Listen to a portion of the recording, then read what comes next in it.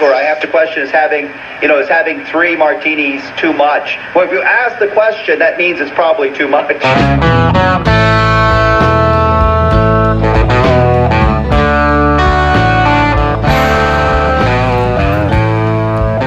Hello once again. It is Yes, I'm Still Sober podcast with John Rabin, episode 21. I have no idea why I'm talking like that. This is like take 4. I've had 3 false starts already. Couldn't unmute the microphone on one of them. On another one, I just kind of, I started coughing. Excuse me while I drink coffee there. And the third one, I was just not comfortable with it. This isn't any better. I don't know why. The thing about the false starts is that if I had just kept going, at this point, I'd be 1/3 of the way through the podcast. But no, I'm like, no, we got to do this right. Do we, though? Does it matter? You guys are here anyway, or you're not. It was funny. I got a notification on Facebook from the podcast website that was like, people might be, keep your page up to date. People might be searching for this podcast online. Yeah, they're not. They're not searching for it. They either know where it is and they're going to listen to it, or they're not. How weird would it be if one week I just decided I would just dump a bunch of money and start do sponsor page and start really marketing this motherfucker? Like, how strange would that be?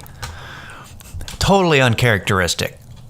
I'd be that asshole that has the sponsored Instagram posts that just pop up into people's feed. They're like, who the fuck? Why is there a picture of a cat? I don't even like cats. How did this show up in my feed? Stuff like that. Also, if you don't like cats, sorry about all the pictures of my cat on the podcast episodes. I'm not sorry. This week I'm not going to. I'm going to take a picture of the shirt I'm wearing that I got for my birthday that I finally got because I had to meet my friend who bought it for me. It's my new favorite shirt. It's a Lopan. It's a Lopan t-shirt. You see it. If you're listening to this, you see the picture, but it's Big Trouble in Little China villain. Really dating myself, but I love that fucking movie. So what are we going to talk about today? I don't know. No, I do. I have some things, but I don't know what I want to get into other than I'm doing something I didn't think I would do. I'm going to get a credit card. And I realized when I jumped on the computer the other, yesterday or the day before, I was like, you know what? I am going to get the credit card. I've got a reason, but also to build credit, I guess. Like, my credit's fine, but to add, I also need a credit card because as I get older, at some point something's going to happen that I'm going to need to make a purchase. More.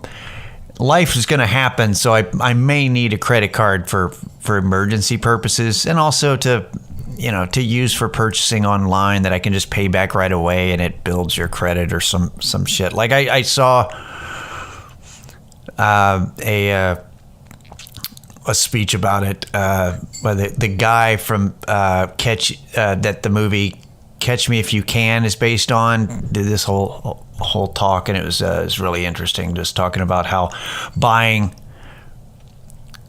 using a credit card versus just paying cash, like you get nothing from it other than the purchase. He convinced me, but I didn't act on it. But I'm acting on it now. But the point is that I realized that I've never had a credit card that I applied for and got. So I jumped online and went, the fuck am I going to get a credit card? I didn't know who, the only advertisements I get, I throw the mail away, and I don't get that many credit card advertisements in the mail anymore. Even they stopped using it, which is really weird that you guys, that podcasters really promote their sponsor when it's stamps.com. It's like, you know what? If you use stamps.com, it's totally way more convenient, for all those letters you mail all the time. Like, it doesn't make any sense. It's really the weirdest sponsor. The United States Postal Service. I don't know. It's strange. But so the only credit card ads I get on a regular basis is from Bank of America, and I'm not going to fucking get a credit card from them. Like, I already bank with them, and I know you're like, yeah, but they're evil. Yeah, well, there happen to be the only evil corporation that would give me an account. I have a track record. But, so I'm going to have to figure out where to get a credit card, and actually, I'm going to have to really, take the time to sit down and read, and compare, okay, are these guys screwing me? Who's going to screw me the least amount with this thing? And it's strange to me because I've had credit cards in the past, but I, was given a credit card when I got married, and then in divorce, I was assigned one of the credit cards, the one with the most money on it, because that's divorce. So I had a credit card, and then I decided not to pay them when they wouldn't. It was like Bank One, and I decided I'm not going to pay because I wanted to put off a payment for a month because but they wouldn't work with me at all because that's not what they do. And so you're never going to hear from me again, and I'm never going to pay you. So I didn't pay Bank One their $10,000. $10,000, by the way. I'm like, what are you going to do? Come after me? Come after me. They didn't come after me. Or they couldn't find me. Regardless, it's been 14 years, so fuck them. Doesn't matter. They went under anyway. Actually, they didn't go under. They got they're part of J.P. Morgan and Morgan Chase, along with Washington Mutual, who had my mortgage. And if you go to J.P. Morgan Chase's Wikipedia page and look in the section controversies, there's 19 parts to it. So, $10,000, take that. I did more damage to them than Occupy Wall Street. Who's the activist now? This guy, the guy who didn't want to pay. All you got to do is just not care about your credit for a few years. That's all you got to do. Just take the bullet, pay in cash, write it out, and you'll be fine. Also, don't take financial advice from me. Anyway, what was I saying? Credit card. It doesn't matter. But credit cards. So we'll see what happens there. That's the big news for me this week. John's going to get a credit card. It's a really busy news week in the Rabin compound. Also, I got to go get groceries today. That's the other thing. I'm out of groceries. And I was thinking about it. What's really my parents were teachers, so they really pinched pennies with shopping, with groceries. And so we didn't get a lot of name brand food, and that really stuck with me now when I buy groceries, because I buy things that we didn't get to have because they were too expensive. And some things made sense.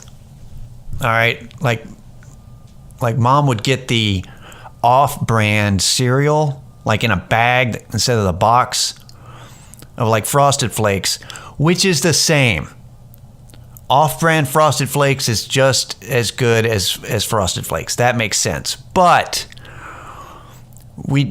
she'd get the Hill Country Fare or the H-E-B brand sliced cheese instead of Kraft. That's bullshit. That is not the same. Kraft American slices are better. I mean, I'm not saying they're healthier. I'm just saying they taste better than and it's not the difference in price. Are you kidding me? What's an extra $1? Well, let's save $1 for 30 slices of inferior sandwiches. That's insane. Pay the extra $1. It's like getting the off-brand mac and cheese instead of Kraft mac and cheese. So it's like inferior cheese powder on your mac and cheese, and you think it doesn't matter? It matters. That's why when I get paper towels, you know those really fancy paper towels where like it's like cloth? Yeah, it's a little bit more expensive, but it's not that much more expensive. It's like getting really rough toilet paper instead of buying the soft stuff for 50 extra cents. Why would you wipe your ass with sandpaper because you want to save 2 quarters? Are you out of your goddamn mind? Some things you got to invest in. You gotta, I don't get it.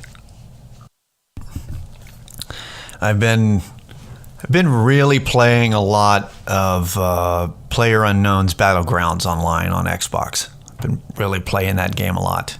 Battle Royale game. The original Battle Royale game. Not Fortnite. That stupid cartoony game. Nah, this is some real shit, I guess. I never thought I would. I never thought I would play people online.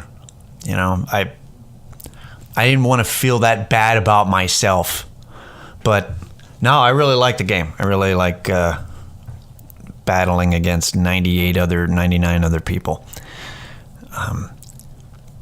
Also, I found that the best time to play for me is like between 11 a.m. to 4 p.m., 5 p.m., sometime in between there on my days off, which is Monday through Wednesday. That's the best time for me to play. And it made sense because that's the time when kids are in school, as opposed to them being home kicking the shit out of me online. Like you play on weekends or like at night, and that's when like the shut-ins who aren't at working or whatever, that's when the shut-ins with no lives and the kids that aren't doing anything because they're kids are online, and they're really, really good. And they make you just feel like you don't know anything. You're just like, man, these guys are just beating the shit out of me every game. So, play in the early afternoon. It's just you and scrubs. It's great. If you don't like games, I don't know what to tell you. But on the opposite end of that spectrum, my fantasy football team, I am 9-1.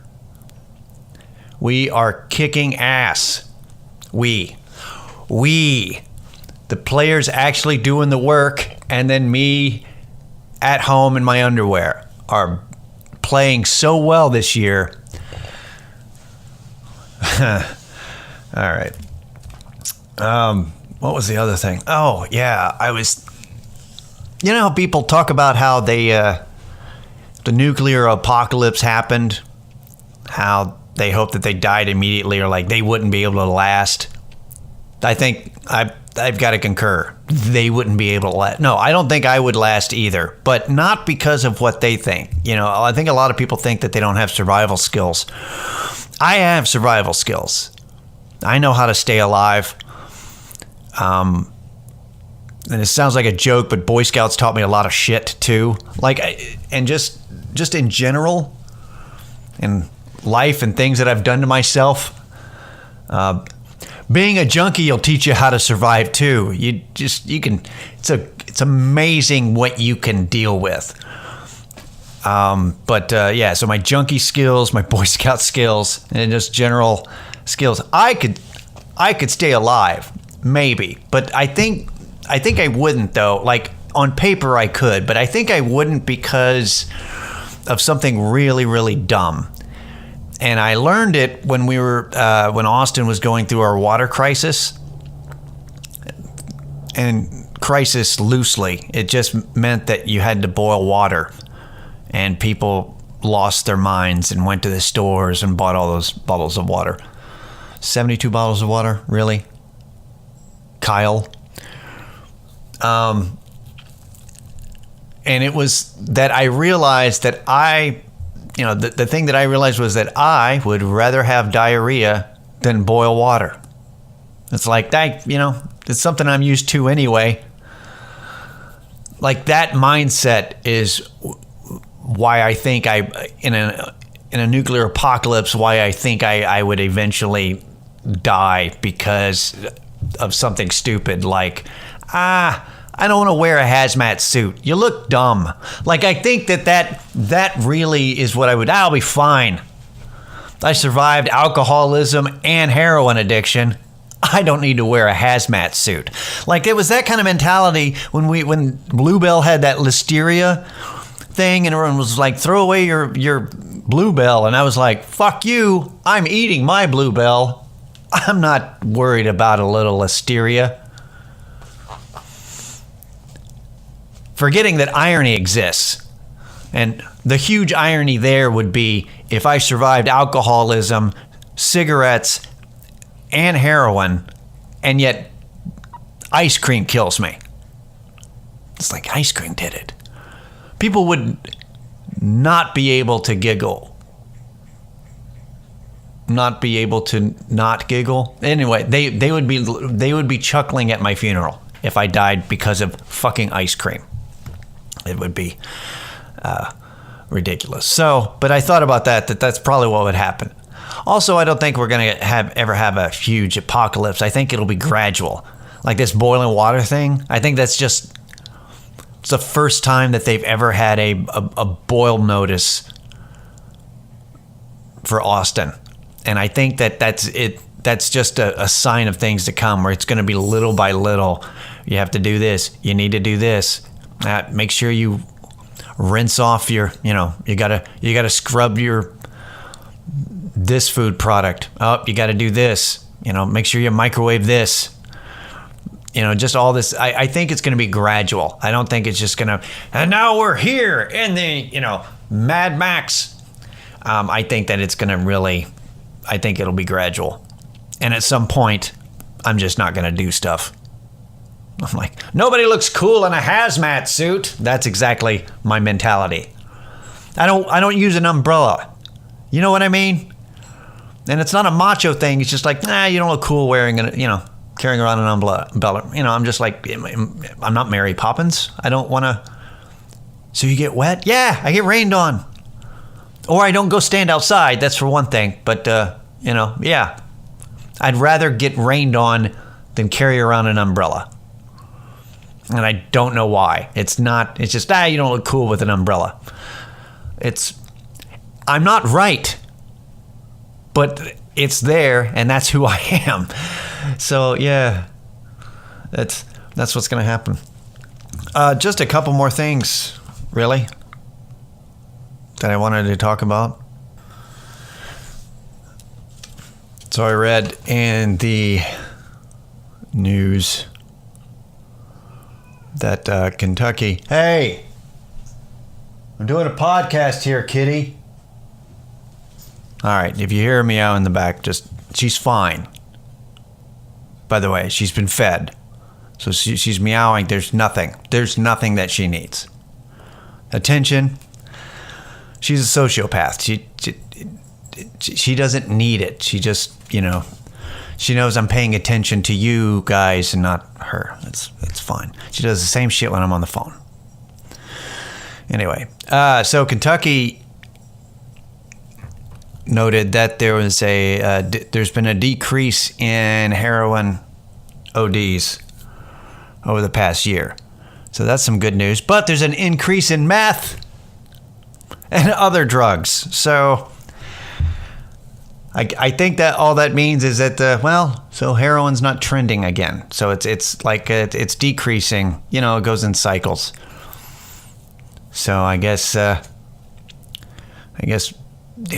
whole opioid crisis has gotten people thinking about it, so they're moving on to other drugs because life is still hard. The big thing, though, that I saw is there's an organization in New Hampshire called Safe Harbor, and they're doing a thing that I think should spread to more people. That's a really good idea, even though it's a good idea in theory. I don't know in practice how effective it'll be, but what the idea is that they are providing testing strips for fentanyl. And it's for people because a lot of the times when people OD, we don't know if they were taking, like it has a list of what they found in their system. And fentanyl is like a big one in so many cases, including that rapper Mac Miller that had fentanyl in his system. And that's the thing, is that it's not, it's bad enough. I mean, some people are trying it because it's easier to get, and it's, they're attracted to it's 50 times more potent than heroin, which I've mentioned before, but I'll mention it again. It's more potent. That doesn't mean that you get 50 times higher. It's just more dangerous. It'll kill you easier. But the thing is that a lot of people, it'd be interesting to know how many of those people that OD'd knew that they were taking fentanyl. Like that was,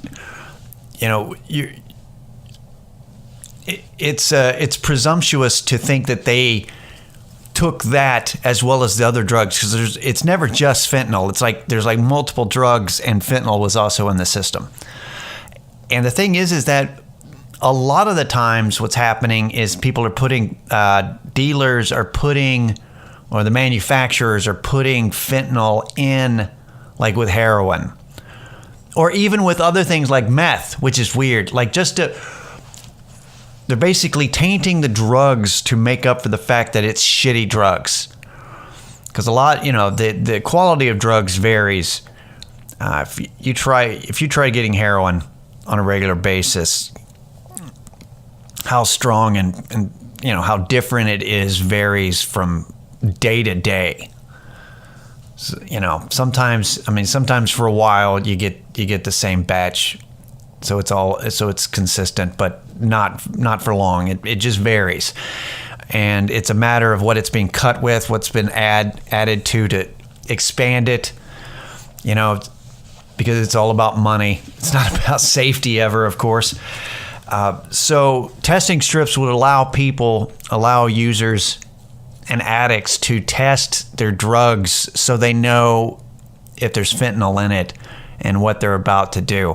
The problem with that, and I say that in theory that's a good idea, because drug addicts are not necessarily known for doing, if you're a really down to the dumps addict, if you're headed down, you do not give a shit about safety. It's why people reuse their same needles.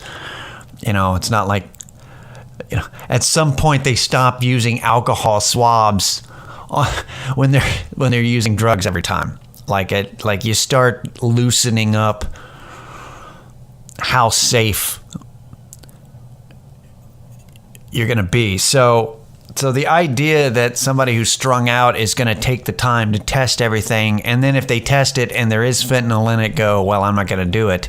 Because they're not going to throw the drug away. Now the testing strip, knowing that there's fentanyl in it, maybe you back off and you don't do your normal amount. But at least it's giving you the information, and then you can decide. And the thing is that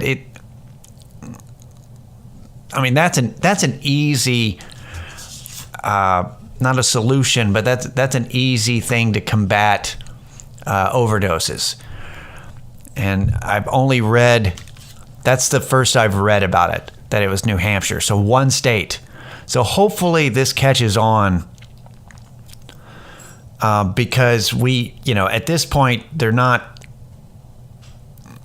stopping China and whoever else, because it's manufactured. You can manufacture fentanyl anywhere. It's not like having to grow poppies. So it's, that I do. Oh yeah, I did want to mention, if you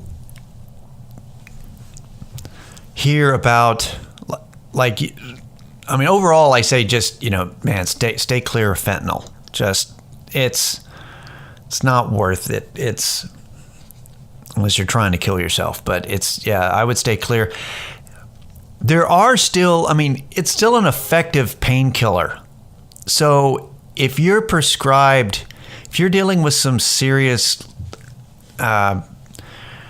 ailments, and like through the hospital and, through a doctor, and you get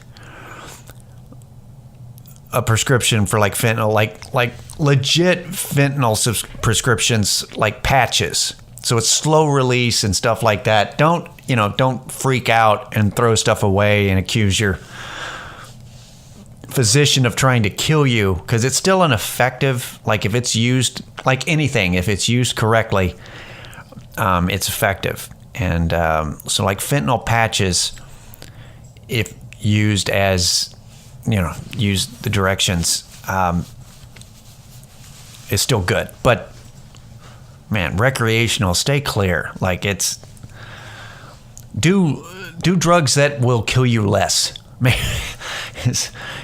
Or don't do them. No, but really, stay the fuck away from fentanyl. I don't think I can ever say that enough, you guys. But that's everything I wanted to talk about this week. I think, I think that's going to about do it.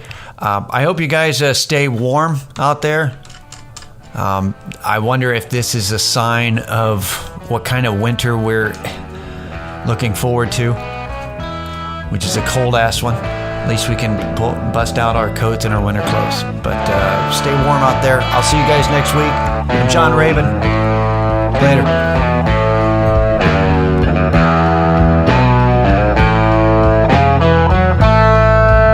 Red wine, a little smoke, a whole lot of loving.